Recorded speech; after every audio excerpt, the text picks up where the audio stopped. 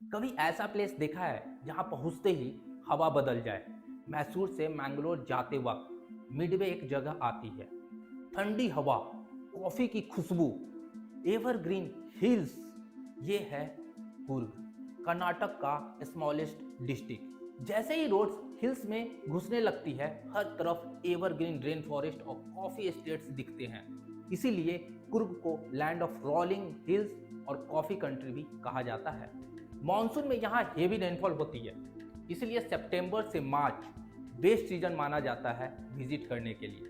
कुर्ग के लोगों को कोदावुस कहते हैं, जो अपनी मार्शल ट्रेडिशंस और ब्रेवरी के लिए फेमस हैं। माना जाता है कि उनकी ओरिजिन ग्रीक या अरब डिसेंट से जुड़ी हो सकती है। उनकी ट्रेडिशनल ड्रेस और कस्टम्स उन्हें अलग आइडेंटिटी देते हैं।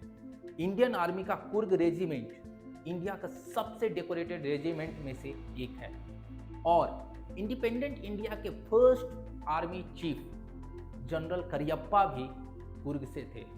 कुर्ग के हिल्स से ही रिवर कावेरी का ओरिजिन माना जाता है। ये रिवर कर्नाटका और तमिलनाडु का लाइफलाइन माना जाता है। जंगल में मकाउस, लंगूर्स और मालाबार स्क्विरल्स ट्री कैनोपी से देखते रहते हैं। कभी बर्ड्स, कभी एलिफेंट्स। नेचर यहाँ कॉन्स्टेंटली अलाइव लगता है। अगर आप ब्रह्मगिरी हिल्स पर क्लाइंब करें तो पूरा मिस्टी लैंडस्केप दिखाई देता है। कुर्ग सिर्फ देखने की जगह नहीं, एडवेंचर का सेंटर भी है। रिवर राफ्टिंग हो, ट्रेकिंग हो, रैपलिंग हो, माउंटेन बाइकिंग हो, सब कुछ यहाँ होता है।